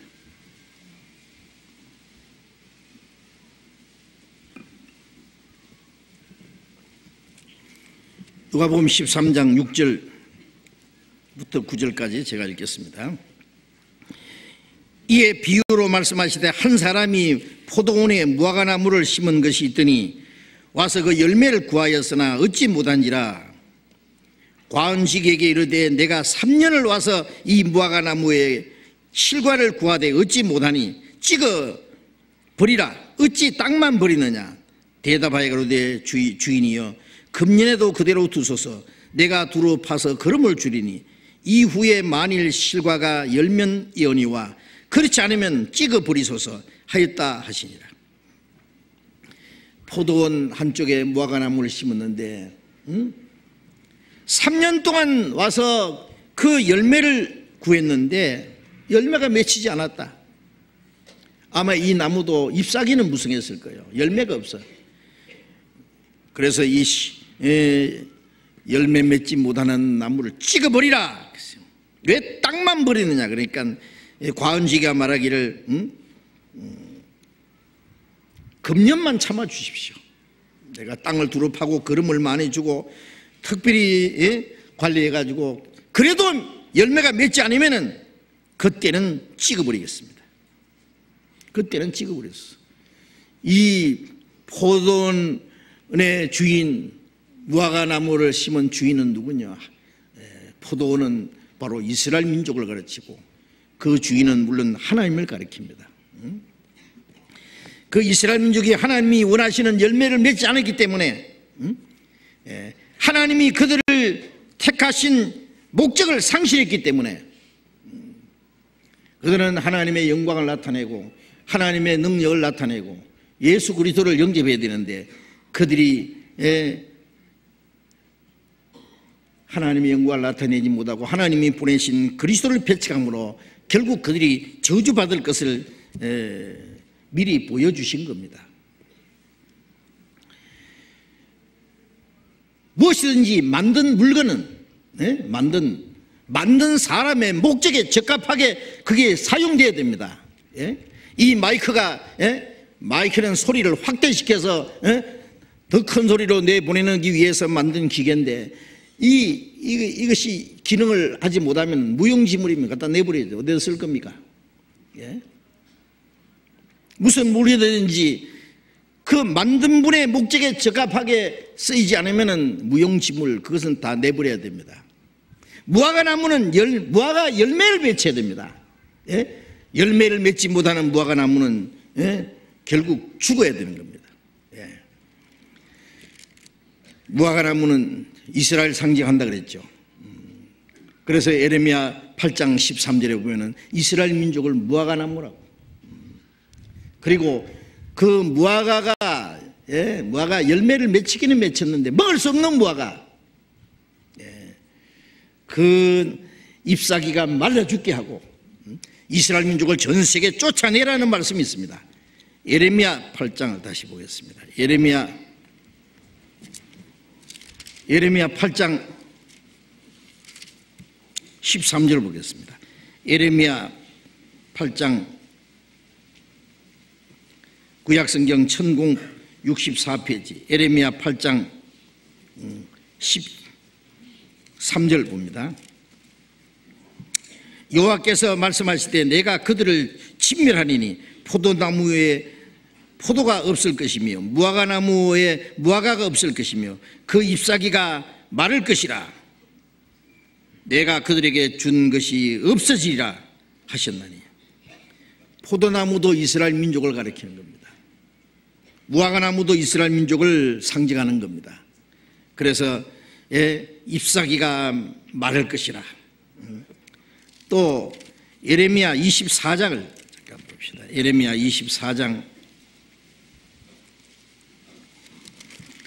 8절 9절. 나 여호와가 이같이 말하노라. 내가 유다 왕 시드기야와 그 방백들과 예루살렘의 남은 자로서 이 땅에 남아있는 자와 애굽에 거하는 자들을 이 악하여 먹을 수 없는 악한 무화과와 같이 버리되 세상 모든 나라 중에 흩어서 그들로 환난을 당케 할 것이며 그들로 내가 쫓아보낼 모든 곳에 치욕을 당케 하며 말거리가 되게 하며 조롱과 저주를 받게 할 것이며 내가 칼과 기근과 연병을 그들 중에 보내어 그들로 내가 그들의 열조에게 준 땅에서 멸절하기까지 이르게 하리라 하시니라. 이스라엘 민족이 하나님 앞에 범죄함으로 그들이 하나님 앞에 쫓겨나서 저주받을 것을 악하여 먹을 수 없는 무화과와 같다고. 그래서 세상 모든 나라에 흩어버릴 것이다. 환난을 당할 것이다. 언제 이렇게 됐습니까? 그들이 그리스도를 배척함으로. 바벨론의 포로가 탑에가 갔다 온 것은 약 70년 기간입니다. 그러나 그리스도를 배척한 것은 바로 그들이 전 세계에 쫓아낸 겁니다. 세상 모든 나라 중에 흩어버릴 것이다. 이것은 마지막에 그리스도를 배척함으로 그들이 하나님 앞에 얼마나 무서운 심판받을 것을 미리 보여준 겁니다. 하나님이 이스라엘 민족을 선택하시고 그 이스라엘 민족이 이 땅에 살아있는 존재의 이유는, 목적은 뭐냐? 하나님의 능력을 이스라엘 민족을 통해서 나타나고 하나님을 증거하고 하나님의 영광을 나타내기 위한 겁니다. 그리고 결국은 하나님이 보내신 그리스도를 그들이 영접해야 되는데 그들이 그리스도를 마지막 배척했습니다. 마태복음 5장에 보면은 예수님이 사역하시는 초기에 8가지 복을 말씀하셨죠. 하나님이 사람에게 주실 축복을 일일이 말씀하신 겁니다. 심령이 가난한 자는 복이 있나니 천국이 저희 것이며 예통하는 자는 복이 있나니 저희가 위로를 받을 것이며 거기에 우리 영혼이 구원받을 것, 구원받은 이후에 또 주실 축복에 대해서 여러 가지로 말씀하셨는데 그 복을 선포하셨습니다. 그런데 이스라엘 백성들은 그것을 거절했습니다. 그래서 이제 하나님의 축복을 거절한 자에게는 하나님의 저주와 심판을 경고할 수밖에 없습니다. 하나님은 사람에게 자비를 베풀지만은 사람이 그 하나님의 자비를 거부하고 거절할 때는 하나님의 그 자비로운 사역이 심판의 사역으로 바뀔 수밖에 없습니다. 하나님의 은혜와 자비를 거역하는 자는 하나님의 심판을 받을 수밖에 없습니다. 예수님은 단순히 사람을 긍휼히 여기기 위해서 구원하기 위해서만 오신 것이 아니라 그 하나님의 은혜를 거절하는 자에게는 하나님의 진노와 심판이 있을 것을 말씀했습니다. 요한복음 1장 11절에 보면 자기 땅에 오매 자기 백성이 영접지 않았다. 이스라엘 백성이 영접지 않았습니다. 고린도전서 2장 8절에 그들이 알았다면 영광의 주를 십자가에 못 박지 않았으리라. 예수님이 하나님이 보내신 하나님의 아들 그리스도라는 걸 알지 못했습니다. 요한복음 3장 36절에 보면 아들을 믿는 자에게 영생이 있고 아들을 순종치 않는 자에게는 영생을 보지 못하고 도리어 하나님의 진노가 그 위에 머물러 있나이다. 예수 그리스도를 영접하는 자에게는 죄 용서함과 영생을 얻지만은 그 믿지 않는 자는 그리스도를 순종치 않는 겁니다. 받아들이지 않는 자는 영생을 보지 못하고 도리어 하나님의 진노가 그 위에 머물러 있느니라. 구원을 받지 않는 자에게 하나님의 진노와 심판이 있을 것을 미리 보여주신 겁니다. 말씀하신 겁니다. 자, 열매 없는 무화과나무를 저주했다. 이것은 이스라엘 민족이 멸망당할 것을 미리 예고하신 말씀입니다. 잎사귀가 무성한 무화과나무, 이것은 겉으로는 하나님 백성처럼 보이지만 속에는 하나님이 원하시는 열매가 없다고 말해요. 요한복음 8장에 보면 이스라엘 백성들은 우리는 아브라함 자손이라, 하나님이 우리 아버지다 그랬습니다. 예수님은 아니다. 너희가 아브라함 자손이었으면 아브라함의 행사를 할 것이오늘 껍데기는 아브라함 자손인데 속에는 아브라함의 믿음은 없다. 하나님이 너희 아버지였으면 너희가 나를 영접했을 것이다. 하나님 너희 아버지 아니다. 너희는 너희 아비 마귀에서 났다. 그래서 너희 아비의 욕심을 너희도 행하고자 하느니라. 저는 처음부터 살인한 자요 진리가 그 속에 없으므로 진리에 서지 못하고 거짓을 말할 때마다 제 것으로 말하는 거짓말장애 그것이 아비가 되었다. 이스라엘 백성들은 하나님이 자기 아버지라고 큰소리 쳤는데 예수님은 하나님 너희 아버지가 아니고 너희 아비는 마귀라고. 너희 행하는 일을 보니까 너희는 마귀의 행사를 한다. 가인 속에 마귀가 역사에서 동생을 쳐 죽인 것처럼 바로 유대인들 속에 마귀가 있어서 예수님을 죽이려고 합니다. 처음부터 살인한 자라. 진리가 그 속에 없다. 그것을 말할 때마다 제 것으로 말하느니 하나님의 택한 백성이고 거룩한 백성이고 하나님의 아버지라고 하는 그들에게 너희 아비는 마귀라고 했으니 큰 싸움이 벌어진 겁니다. 그들은 아브라함 자손이라는 것, 하나님의 백성이라고 하는 것, 그들이 하나님을 섬긴다고 하는 건 다 위선이고 거짓이고 잎사귀만 무성한 무화과와 같았습니다. 그들은 실제는 하나님의 아들의 피를 흘리려고 지금 기다리고 있는, 준비하고 있는 거예요. 이스라엘 민족의 신앙 고백은 전부 거짓이었습니다. 껍데기였습니다. 그들은 하나님 앞에 정죄와 심판을 받을 수밖에 없는 그런 사람들이었습니다. 그래서 마태복음 23장 37절 이하에 보면은 너희가 행하는 것은 사람에게 보이려고 하는 거다. 회칠한 무덤 같다. 사람에게는 아름답게 보이되 속에는 죽은 자의 뼈와 모든 더러운 것이 가득하다.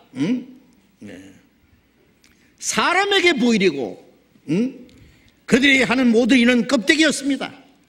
그래서 바로 이스라엘 민족이 멸망당할 것을 말씀하신 겁니다. 그래서 마태복음 23장 37절에 예루살렘아 예루살렘아 선지자들 죽여 네게 파생된 자를 돌로 치는 자들아, 암탉이 그 날개 아래 새끼를 모음같이 너희를 모래한 일이 몇 번이냐? 그래가 너희가 원치 아니하도다. 위선적인 이스라엘 민족이 이제 예루살렘이 멸망당할 것을 주님이 말씀하신 겁니다. 마태복음 24장 1절 2절에 보면은 예수님의 예루살렘의 그 웅장한 건물을 보시면서 이 성전이 돌 하나도 돌 위에 첨려지 않고 다 무너지리라. 예수님이 33년에 돌아가셨고 그때부터 37년 후에 서기 70년에 로마 군대가 쳐들어와서 예루살렘 성전을 불질러버리고 유대인을 110만 명 정도를 무자비하게 학살하고 9만 7천 명을 노예로 로마로 끌고 가고 나머지는 전 세계 쫓아내서 1900년이라는 긴 기간 동안에 가는 곳마다 죽임을 당했습니다. 그래서 누가복음 21장 20절에 보면 예루살렘의 군대에게 쌓인 모든 그 멸망이 가까운 줄 알라. 이 예루살렘에 멸망당하는 것은 기록된 모든 것을 이루는 형벌의 날이니라. 아이벤 자와 젖먹이는 자에게 화가 있도다. 아이벤 자를 칼로 가라고 젖먹이를 뺏어서 땅에다 내 동댕이 쳐 죽이고 이는 땅에 큰 환난과 이 백성 이스라엘 백성에게 진노가 있겠음이로라. 저희가 칼날에 죽임을 당하면 모든 이방에 사로잡혀 가겠고 예루살렘은 이방인의 때가 차기까지 이방인들에게 짓밟히라. 예수님이 말씀하신 대로 서기 70년에 그대로 이스라엘 민족은 멸망했고 비참하게 죽임을 당하고 전 세계에 쫓겨나서 1900년이라는 긴 기간 동안에 가는 곳마다 온갖 순환과 확살을 당한 것은 이미 지나간 역사입니다. 예루살렘이 멸망당할 것을 미리 보여준 겁니다. 무화과나무, 열매 없는 잎사귀만 무성한 무화과나무, 이스라엘 민족이 철저히 멸망한 겁니다. 그걸 미리 보여준 겁니다. 무화과나무 저주받은 것을. 이제 우리 시대에 한번 생각해 봅시다. 21세기 기독교 전성시대, 이 말씀이 우리에게 어떤 교훈을 주실까요? 잎사귀가 무성한 무화과나무,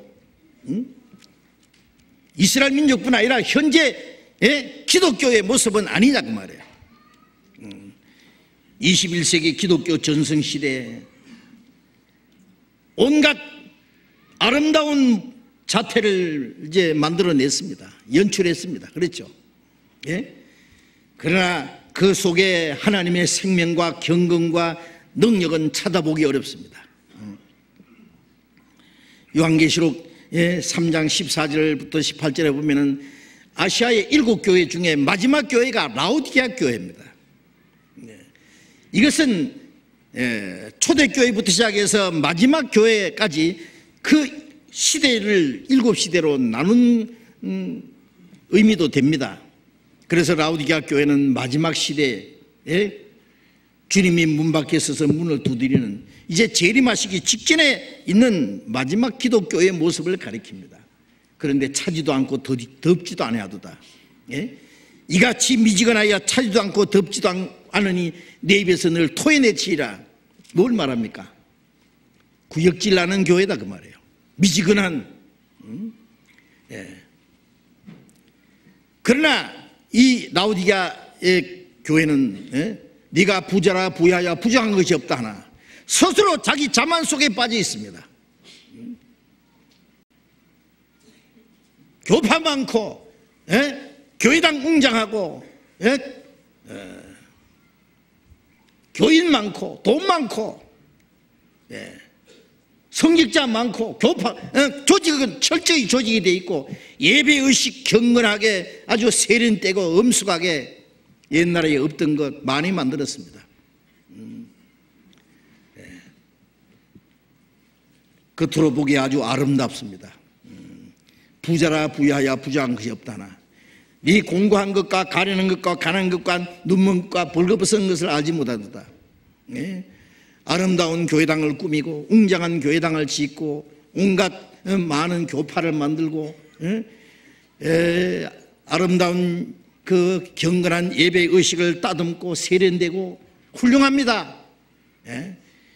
그러나 하나님은 그것을 보시기 원하는 게 아닙니다. 교회당이 얼마나 크냐, 교인이 얼마나 많으냐, 얼마나 돈이 많으냐, 얼마나 예배 의식이 경건하고 엄숙하냐, 그게 하나님은 아무 관심이 없습니다. 왜? 하나님은 영이시기 때문에. 하나님은 육신이 아니고 영이기 때문에 껍데기를 보시지 않는다 그 말이에요. 사람은 외모를 보니와 하나님은 중심을 보십니다. 그 속에 정말 거듭난 사람이 하나라도 있느냐? 그들 속에 하나님의 생명이 있고 하나님의 뜻을 행하는 경건함이 있고 하나님의 영광을 돌리느냐? 그걸 보십니다. 아브라함 때부터 예수님 오신 때까지 유대인들은 2000년이라는 긴 기간 동안에 중간에 그들은 하나님을 섬기는 것 다 떠났습니다. 수세기 동안에 그들은 말라 죽은 무화과 같이 그 잎사귀만 무성한 하나님 앞에 저주받을 수 있는 것만 준비되어 있습니다. 이제 이스라엘 백성에 주었던 축복을 뺏어가지고, 은혜를 뺏어가지고 온 세계 복음이 전파되게 하고, 온 세계 복음이 전파된 이 마지막 시대의 20세기 기독교는 어떻게 생겼습니까? 아주 웅장합니다. 훌륭합니다. 그러나 누가복음 18장에 말씀한 대로 내가 올 때의 세상에 믿음을 보겠느냐? 믿는 자들은 많지만은 정말 믿는 자들이 가진 믿음이 어디 있느냐 그 말이에요. 하나님의 영광을 위한 열매가 어디 맺히고 있느냐? 주님은 그것을 찾으십니다. 이 마지막 시대의 이 기독교는 정말 그 형식과 의식과 껍데기로 가득 채워졌습니다. 예루살렘에 46년 동안 지은 웅장한 성전에서 그들이 종교의식을 행했지만은 그들은 속에 하나님이 계시지 않고 종교가들 속에는 오직 사탄의 역사가 충만했습니다. 그런 하나님의 아들을 죽일 준비가 되어 있습니다. 이제 우리 시대의 복음이 온 세계에 전파된 마지막 시대, 주님 재림하시기 직전에 있는 이 기독교의 모습은 어떠냐? 껍데기로는 웅장하게 아름답게 잘 꾸몄습니다. 조직도 잘 되어 있습니다. 예배 의식도 세련되어 있습니다. 음숙하고 경건합니다. 그러나 그 속에 하나님의 생명과 진리가 정말 있느냐 그 말이에요. 하나님의 영광을 위한 열매가 있느냐? 그게 문제입니다. 철저히 껍데기로 치장하지 않았느냐? 속이 빈 사람일수록 겉을 잘 치장한다 그러잖아요.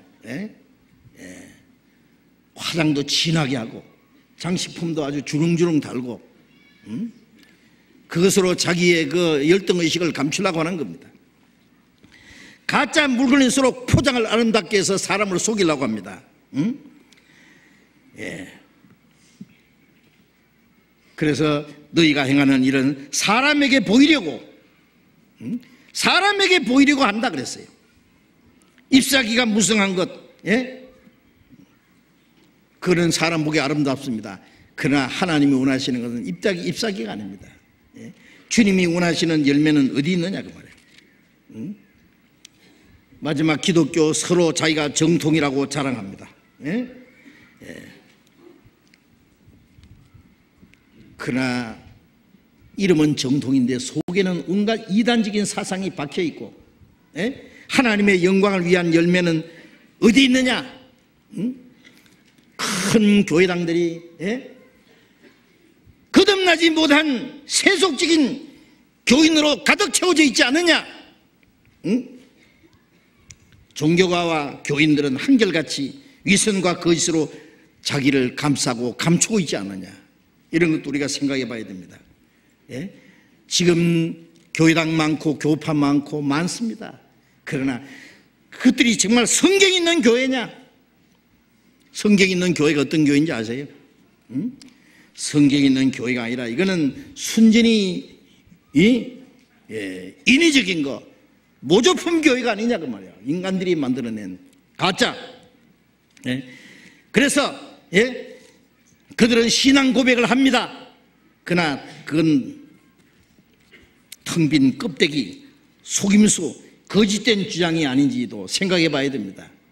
로마서 1장 21절에 보면 저희가 하나님을 아나, 하나님을 알 때 하나님으로 영화롭기도 아니하고 감사치도 아니하고 오히려 생각이 허망해지며 미련한 마음이 어두워졌나니 하나님을 알다고 하지만 하나님을 영화롭기도 아니하고 감사치도 아니하고 지금 많은 사람들이 하나님을 믿는다고 하지만 정말 하나님을 영화롭게 합니까? 하늘에 계신 우리 아버지 이름을 거룩하게 하옵시며 거룩히김 받으시옵며 입으로는 하나님의 아버지라고 하지만 언제 하나님의 이름을 거룩하겠느냐? 하나님은 언제 영화롭게 했느냐? 어떻게 하나님께 감사했느냐? 얼마나 하나님께 순종했느냐 그 말이에요. 다 그 속임수고 거짓이 아니냐 그 말이에요.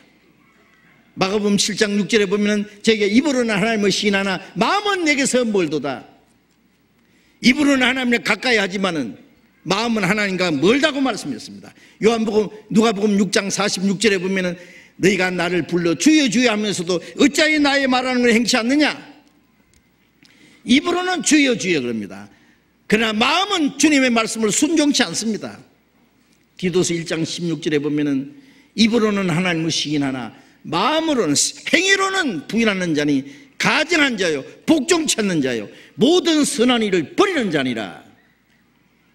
입으로는 하나님을 잘 시인합니다. 신앙 고백도 잘합니다. 그러나 행위로는 하나님 부인합니다. 가증한 자라고 했습니다. 예? 좋은 나무라고 주장하지만은 좋은 열매는 없습니다. 행함이 없는 믿음은 죽은 믿음이라고 해서 파손된 믿음, 버리운 믿음, 헛된 믿음. 믿음은 믿음인데 죽은 믿음이 많이 있습니다. 예. 그건 물론 하나님 나라에 들어가지 못하는 믿음입니다. 입만 무성한 열매 없는 무화과나무 예. 처럼 하나님의 영광을 위한 열매가 없지 않느냐. 우리 시대는 어떤가 한번 생각해 봅니다. 예? 정말 하나님의 영광을 위한 열매는 찾아보기 어렵습니다. 예? 참된 믿음을 갖지 못한 채 단지 형식적이고 의식적인 예? 그로 자기 일을 하고 예? 있기 때문에 그건 하나님이 찍어서 예? 버릴 수밖에 없지 않느냐 그 말이에요. 요한복음 5장 44절에 보면은 예수님이 유대인들에게 말했습니다. 너희가 서로 자기 영광을 구하고 유일하신 하나님께로 오진 영광을 구하지 아니하니 어찌 나를 믿을 수 있느냐? 그들은 서로 영광을 주고받고 인간의 영광을 구하고 하나님의 영광을 구하지 않았습니다. 지금은 어떻습니까? 복음을 전한다고 말합니다. 그러나 참으로 복음 전하는 자들을 핍박하고 대적하는 것은 웬일이냐 그 말이에요. 예? 그러한 나무들은 죽을 수밖에 없는 나무, 예? 죽을 수밖에 없는 운명이 결정되어 있다는 걸 알아야 됩니다. 잎사귀 외에 열매 없는 무화과나무는 예? 저주밖에 안 것은 그 당시에 형식적인 유대 종교뿐 아니라 예? 마지막 시대의 껍데기뿐인 이 21세기 기독교 실행이 없는 말뿐인 껍데기뿐인 기독교 결국 하나님의 심판받을 것을 미리 보여주신 것도 됩니다. 이미 심판받은 이스라엘 민족뿐 아니라 마지막 때 형식적인 기독교뿐 아니라 개인에게도 이것이 적용된다는 거 알아야 됩니다. 우리 개인은 어떠냐 그 말이에요. 우리 개인은 지금 우리는 하나님 앞에 어떻습니까? 예? 잘 믿는다고 자부심을 가지고 예? 외형적인 모습은 있는데 참 하나님의 은혜로 예? 구원을 받고 거듭나서 정말 예? 하나님의 생명이 있느냐 그 말이에요. 예? 성령으로 말미암은 하나님의 영광을 위한 열매를 맺고 있느냐? 예? 겉으로 잎사귀는 무성한데 속에 정말 열매가 있느냐? 예? 참으로 우리 교회는 하나님의 영광을 위한 열매가 맺고 있느냐? 네. 주님 교회 안에서 구원받고 그 안에서 교제하고 있다고 하지만은 그 안에서 행하시는 하나님의 선한 역사에 나도 함께 참여하고 있느냐? 예. 그런 것도 생각해 봐야 됩니다. 요한복음 15장 8절에 너희가 과실을 많이 맺으면 내 아버지께서 영광을 받으실 것이요. 정말 하나님의 영광을 위한 열매를 과실을 많이 맺히고 있느냐? 예? 요한복음 15장 16절에 보면은 너희가 나를 택한 것이 아니라 내가 너희를 택하여 세운 것은 너희로 가서 과실을 많이 맺게 하고 과실이 항상 있게 하여 너희가 무엇을 구하든지 아버지께 받게 하려 합니다. 주님이 우리를 구원하셨고 주님 우리를 택해서 교회로 세우셨습니다. 목적은 뭐냐? 열매를 맺게 하기 위해서, 열매가 항상 있게 하기 위해서. 그래야 하나님이 우리가 하는 기도를 들으신다고 했습니다. 하나님이 우리에게 은혜를 베풀고 자비를 베푸는 역사를 이루신데도 불구하고 계속해서 하나님의 은혜를 거부하고 만일 그 하나님의 은혜를 믿지 않고 예? 열매 없는 무화과처럼 껍데기밖에 없다면은 그 열매 없는 생명은 마지막에 하나님이 저주하실 겁니다. 지금 우리 각자 개인도요, 겉으로는 잘 믿는 것 같지만은 정말 그 속에 참된 믿음을 가지고 있느냐? 말은 무상하지만은 겉으로는 아름다운 모습이 있지만은 실제 생활 속에 하나님의 영광을 위한 열매가 없다면은 주님은 그게 진노하실 겁니다.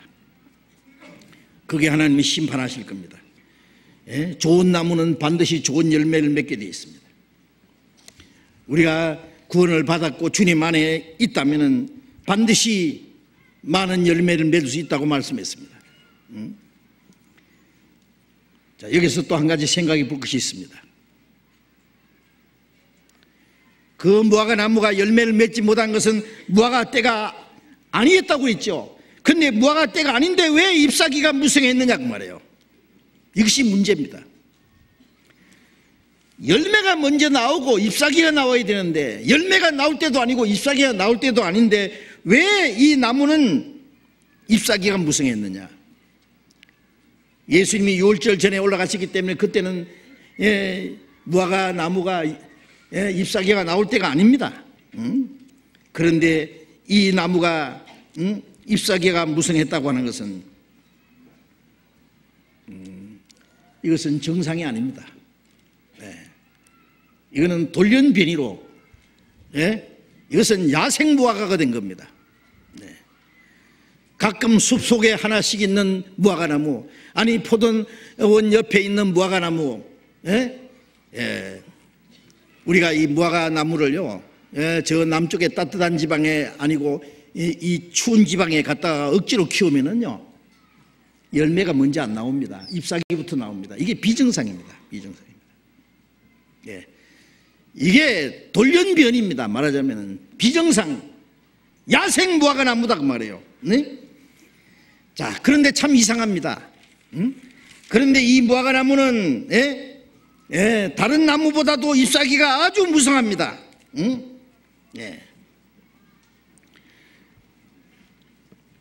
다른 나무는 아주 잎사귀 없는데 이 나무는 잎사귀가 아주 무성하다고 말해요.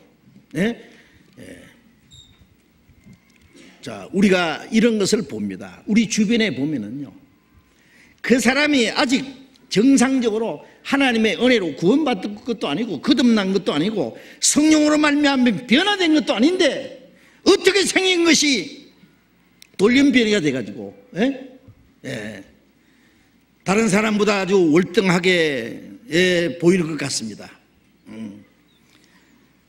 그것은 하나님의 은혜를 깨닫고 생명에서 시작된 것이 변화가 아니고 그것은 감정에서, 형식에서, 사람에게 보이기 위해서 인위적으로 만든 겁니다.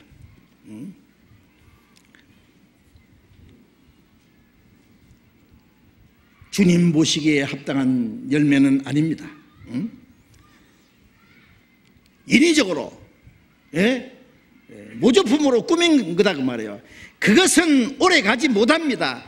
위선적인 행위는 오래 지속되지 못하고 얼마 못 가면은 결국 그것이 드러날 때에 자기와 주변에 있는 사람들에게 대실망을 주고 고통을 주고 큰 해를 주게 됩니다. 상처를 주게 됩니다. 겉으로 믿음이 좋은 것 같고 말도 잘하고 신학적인 지식도 있고 신령한 것이 보입니다. 그런데 실제는 그 사람이 참으로 회개한 것도 없고 진리를 알므로 말미암아 참된 자유를 얻은 것도 없고 하나님의 은혜를 깨달음으로 성령으로 거듭난 일도 없습니다. 야생 무화과처럼 정상이 아닙니다. 정상적으로 때가 돼서 열매가 먼저 맺히고 그 다음에 잎사귀가 나와야 되는데 열매도 필요 없고 잎사귀부터 나왔습니다. 잎사귀만 무성한 열매 없는 야생무화과처럼 정상적인 아닌 돌연변이다 그 말이에요. 네? 잎사귀가 무성하면은 정상은 어떻게 됩니까? 그만큼 잎사귀가 무성하면은 아주 잘 익은 열매가 있어야 됩니다. 그런데 잎사귀가 무성하기 때문에 잘 익은 열매가 있는 것 같이 착각을 일으킵니다, 사람들에게. 응? 왜냐하면 주변 다른 사람보다도 더 훌륭하게 보입니다. 아주 뛰어나게 보입니다. 그런데 겉으로는 그렇게 보이는데 속에는 아닙니다. 응? 예. 속에는 완전히 그하고는 다른 겁니다. 응? 예. 그래서 결국 위선이 드러나게 됩니다. 잎만 무성한 무화과나무, 응? 잎사귀가 먼저 나오는 게 아니라 그랬죠. 예? 열매가 먼저 나오고 잎사귀가 나와야 됩니다. 하나님의 은혜로 구원받고 거듭나서 성령으로 말미암아 그 마음과 생활이 변하는 경험이 먼저 있어야 됩니다. 예? 그런 경험 없이 외형부터 먼저 변했다고 말해요. 예. 그게 가짜 기독교인의 전형적인 모습입니다. 인간적으로 따듬어서 만든 겁니다. 예. 하나님이 아브라함에게 아들을 주신다고 약속했습니다. 예. 그러나 하나님이 약속하신 아들이 태어나기 전에 이스마엘을 먼저 낳았습니다. 그건 하나님이 주신 아들이 아닙니다. 그건 인위적으로 만든 겁니다. 예? 그 속에는 진정한 생명과 생명이 없기 때문에 하나님의 영광을 위한 열매가 맺힐 수가 없습니다. 마태복음 7장 20절에 보면은 그 열매를 그대로 알리라. 열매로 그들을 안다고 했습니다. 예? 우리가 하나님의 은혜를 깨닫고 아주 신속히 간증을 하고 신앙 고백을 합니다. 그건 참 좋은 겁니다. 그러나 신앙 고백을 아무리 잘해도, 간증을 아무리 잘해도 좀 시간을 두고 봐야 됩니다. 시간을 두고 열매가 나타나기를 기다려야 됩니다. 네. 너무 성급하게 판단해서는 안 된다 그 말이에요. 중요한 것은 거듭난 사람이 참으로 그 마음과 생활이 변화되는 모습을 보는 겁니다. 누구든지 그리스도 안에 있으면 새로운 피조물이라 이전 것은 지나갔으니 보라 새 것이 되었도다. 그 안에 하나님의 생명이 있고 성령의 역사가 계신다면 그 사람의 생애가 변할 수밖에 없습니다. 그런데 구원받았다고 간증도 하고 주장도 하고 그런 자랑하는데 도무지 마음과 생활이 변화가 없다. 좀 더 기다려 보지요. 정말 구원받은 사람이 확실히 거듭났고 교회 안에서 정상적으로 머물러 있으면은 이 사람은 과실을 많이 맺는다고 말씀했습니다. 바울 사도는 고린도 교인들에게 말했습니다. 고린도전서 4장 19절 이하에 보면은 내가 교만한 자들을 내가 가서 그들의 말을 알아볼 것이 아니라 능력을 알아볼 것이라고. 하나님의 나라는 말이 있지 않고 능력이 있다고. 말은 잘하는데 경건의 능력이 없다. 디모데후서 3장 5절에 보면은 경건의 모양은 있으나 경건의 능력은 부인하는 자들이 이 같은 자에서 돌아서라고 했습니다. 경건의 모양이 중요한 것이 아니라 경건의 능력이 중요합니다. 경영의 능력이 뭐예요? 우리의 마음과 생활의 모든 것이 변해야 됩니다.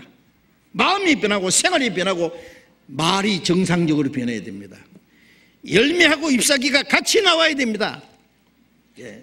잎사귀는 무성한데 열매는 도무지 없다. 그 비정상이다 그 말이에요. 열매가 맺히고 그 다음에 잎사귀가 나옵니다. 잎사귀가 무성한 만큼 열매가 맺힙니다. 열매가 맺히는 만큼 잎사귀도 무성해집니다. 참으로 하나님의 은혜를 깨닫는 날부터 열매를 맺어 자라는도다. 자라면서 열매 맺히면서. 그렇죠. 주님은 무화과 나무를 관찰하신다는 걸 알아야 됩니다. 예.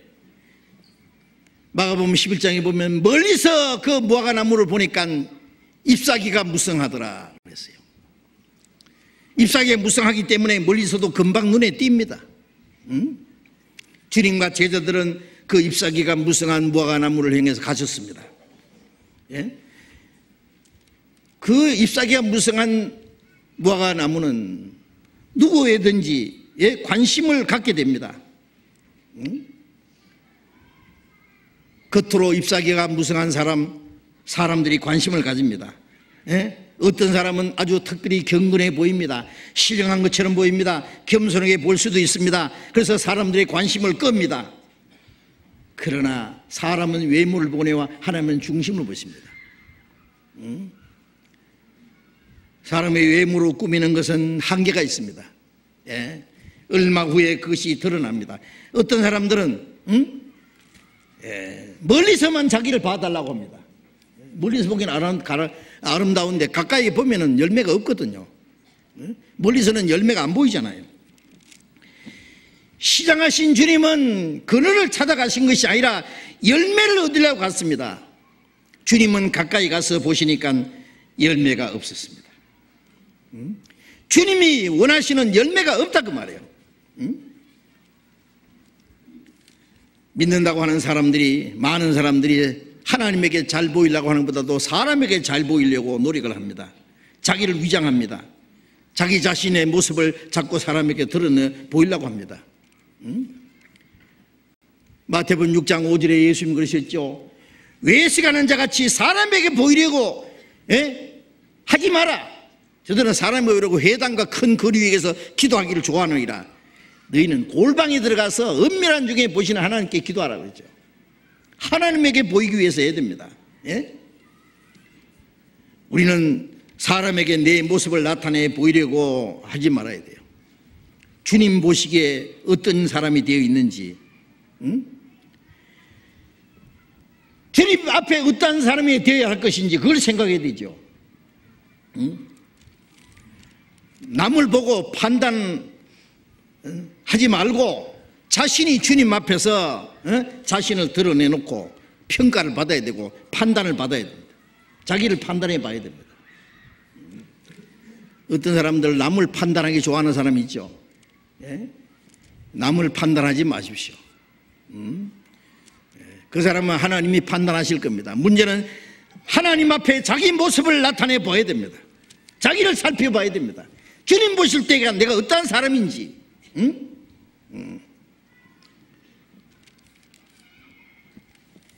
우리는 멀리서만 자기를 보이려고 하지 말고 가까이에서 우리가 서로 하나님과 사람 앞에 자기를 드러내 보여야 됩니다. 하나님과 사람 앞에서 부끄럼 없이 자기를 나타내 보일 수 있어야 됩니다.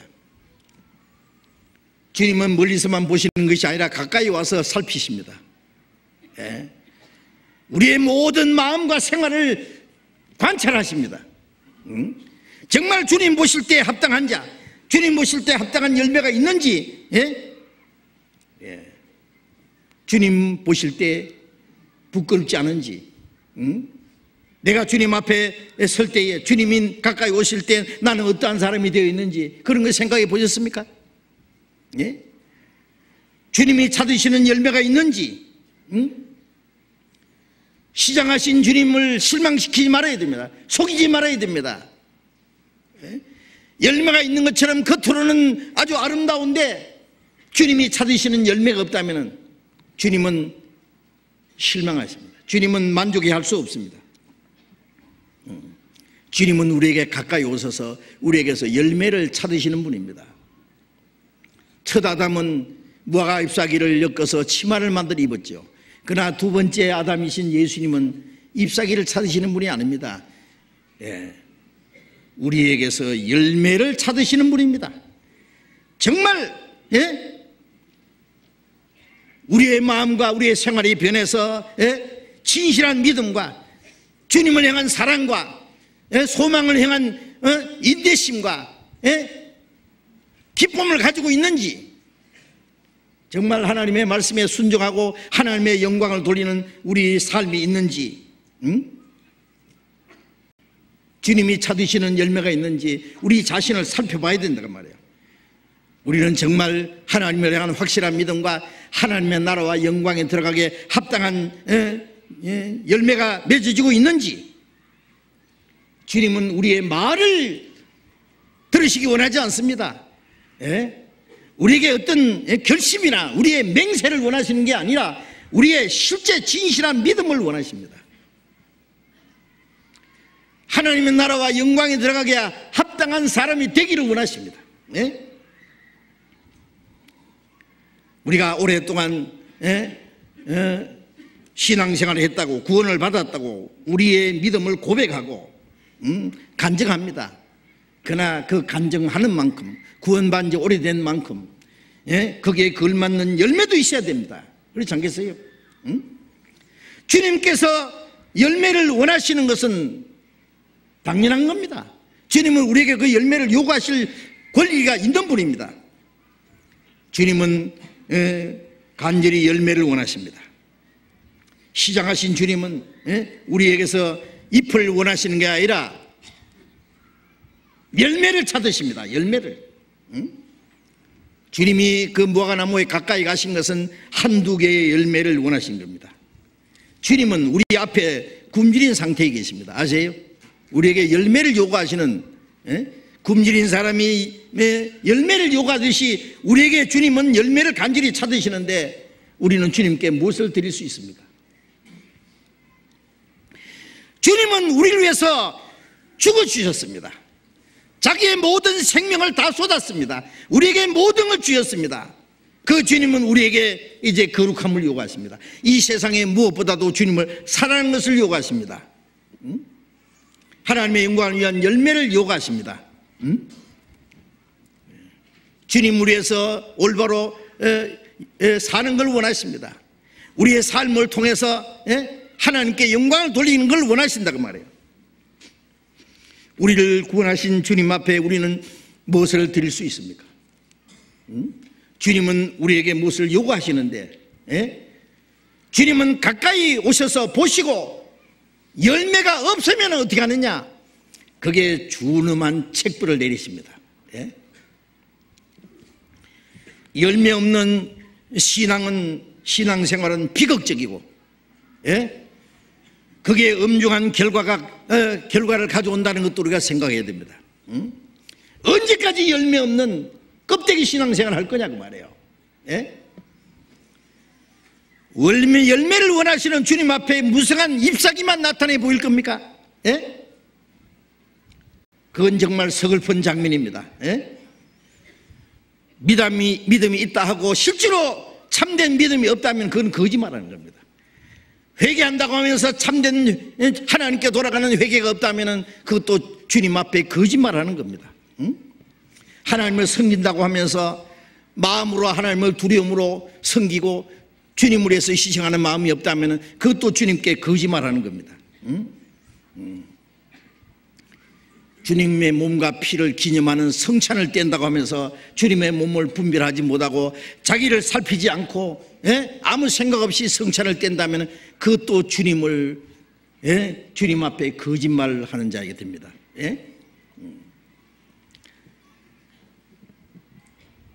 잎이 무성한 열매 없는 무화과나무, 그것은 우리 앞에 나타나신 시장하신 주님을 속이는 겁니다. 거룩함이 없는 그 신앙생활은 거짓말입니다.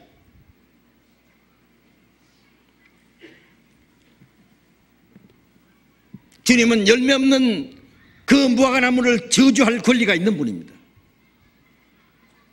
마태복음 3장 10절에 이미 도끼가 나무 뿌리에 놓였으니 좋은 열매 맺지 않는 나무는 찌가 불에 던지우리라고 했습니다. 키를 들고 자기 타작마당을 정하게 하사 알곡은 모아 곡간에 들이고 쭉지는 꺼지지 않는 불에 태우시라고 말씀했습니다. 주님이 원하시는 열매 맺어야 됩니다. 신실치 못한 허탄한 신앙 고백은 진리의 주님을 속이는 행위가 됩니다. 믿음을 내세우면서 죄 중에 행한다는 것은 거짓입니다. 그것은 마치 오물 위에다가 향수를 뿌리는 것과 같습니다. 예? 악마의 인격에다가 천사의 이름을 붙여주는 것과 같습니다. 그건 합당치 않는 거짓말입니다. 우리가 주님을 향해서 열매를 맺지 못하는 이유가 뭡니까? 우리가 하나님의 영광을 위한 열매를 맺기 위해서는 하나님의 은혜가 절대적으로 필요합니다. 우리의 노력이나 우리의 열심이나 우리의 의지로 열매가 맺히는 것이 아니라 주님이 주시는 하나님의 은혜로 생명을 받아야 됩니다. 성령의 능력을 받아야 됩니다. 그리스도 안에서 풍성한 생명과 능력을 공급받아야 됩니다. 주님의 은혜를 받고 주님의 생명으로 구원을 받고 교회 안에서 주님의 은혜와 생명을 계속해서 공급받으면 반드시 자라고 하나님의 영광을 위한 열매가 맺히도록 되어 있습니다. 열매를 맺어야 됩니다. 반드시 맺어야 됩니다. 언제까지 위선적인 형식적인 종교에 머무르셔야 됩니까? 이제 조금 있으면 주님이 나타나십니다. 첫 번 오신 예수님은 죄인을 구원하기 위해서 십자가 죽으러 오셨습니다. 그러나 다시 오시는 예수님은 심판하러 오십니다. 알곡과 쭉쟁이를 갈라내기 위해서 오십니다. 예? 요한계시록 6장 16절 이하에 보면은 사나 바이야 우리의 무너져서 어린 양의 진노에서 우리를 가리우라. 어린 양의 진노에 큰 날이 이르으니 누가 그 앞에 서리요.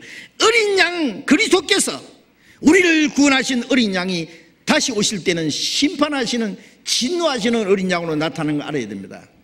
어린 양의 진노에서 우리를 가리우라. 은혜 시대에 하나님의 은혜로 구원을 받고 성령으로 말미암아 변화를 받고 하나님의 행한 열매가 반드시 맺혀야 됩니다. 1년, 2년, 3년, 4년, 10년, 20년, 30년, 몇십 년 지나면서 아무런 변화도 없고 하나님의 영광을 위한 열매가 없다면 주님이 뭐라고 하실까요? 어찌 땅만 버리느냐? 찍어버리라.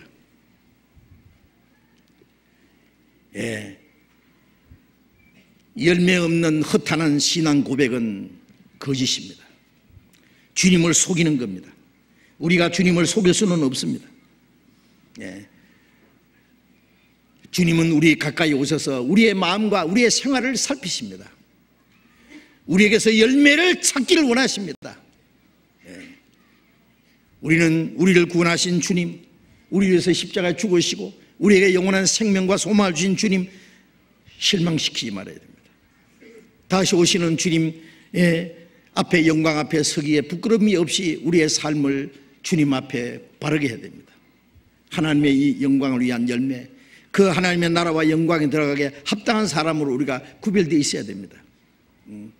이제는 다시는 자신을 속이지 말고 하나님을 속이지 말고 거짓말하는 신앙이 되지 말고 하나님 앞에 진실한 열매 맺는 신앙을 가져야 될 겁니다. 주님이 알곡과 쭉지기를 나누실 때 어떻게 될 거냐, 그런 것도 우리가 생각해야 됩니다. 교회 안에서 열심히 봉사하는 우리 형제 자매들도 내가 정말 껍데기로 하고 있는지, 내가 진심으로 하나님의 영광을 위해서 봉사하고 주님을 위해서 섬기고 있는지, 아니면 사람에게 보이려고 형식을 하는 건지, 정말 주님 보시기에 합당한 열매로 주님께 드릴 수 있는지 자기 자신을 살펴야 됩니다.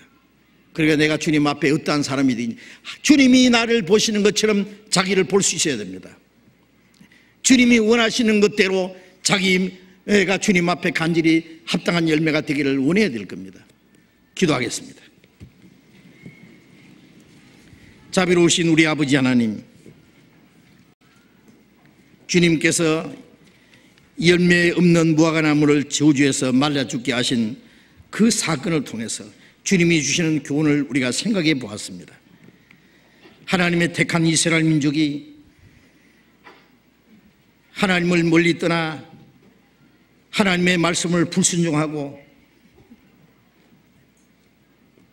하나님이 보내신 그리스도를 배척함으로 그들이 어떠한 심판과 저주를 받았다는 것을 역사를 통해서 우리는 다 알고 있습니다. 주님, 이 마지막 때에 우리를 구원해서 거룩하게 구별해 주신 주님, 이제 우리의 마음과 우리의 모든 삶을 통해서 하나님의 거룩하심을 나타내고 하나님의 말씀을 순종하고 하나님께 영광을 돌리는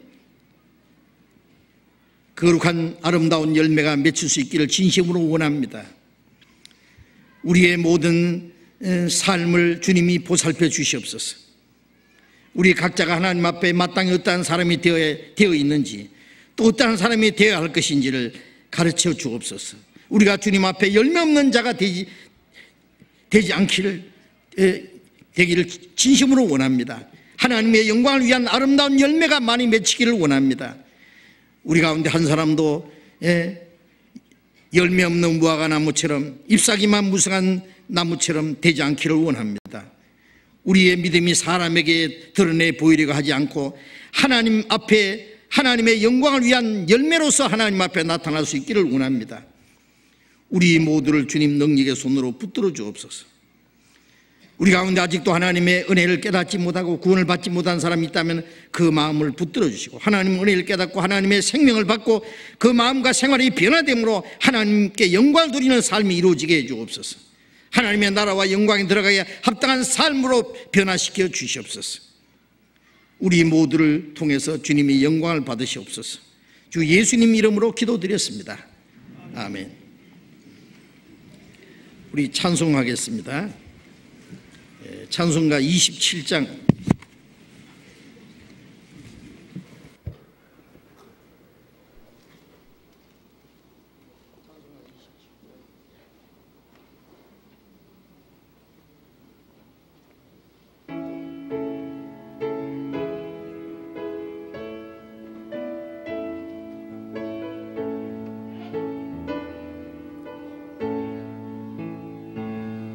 빛나고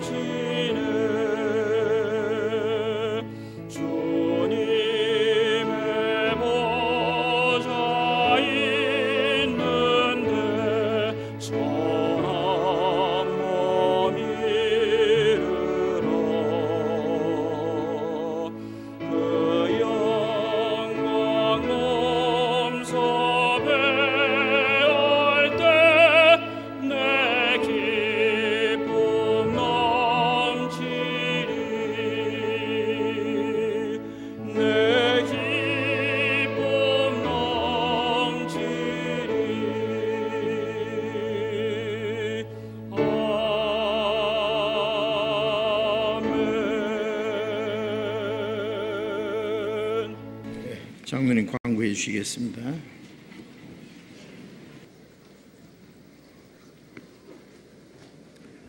광고 말씀드리겠습니다. 내일부터는 여의도 직장인 전도집회가 있습니다. 서초교구와 신림교구 낮 전도집회가 있습니다. 그리고 여기 광고는 안 돼 있지만 6월 13일 주에 우리 대집회가 있습니다. 앞으로 한 달 남았는데요. 미리 계획하셔서 많은 분들을 주님 앞으로 이끄는 그런 기회를 삼으시기 바랍니다. 오늘 오후 4시에는 서울 종로교회 입당식이 있습니다. 많이 참여해 주시고요. 우리 같이 신앙생활하던 형제들이 다 새로 독립해 나갔습니다. 그리고 5월 21일 군포교구 전체 형제 모임은 전영호 집사님 댁은 휴먼시아 404동이 아니라 405동입니다. 착오 없으시기 바랍니다. 광고 마치겠습니다. 예, 마쳤습니다. 자리 교제하시기 바랍니다.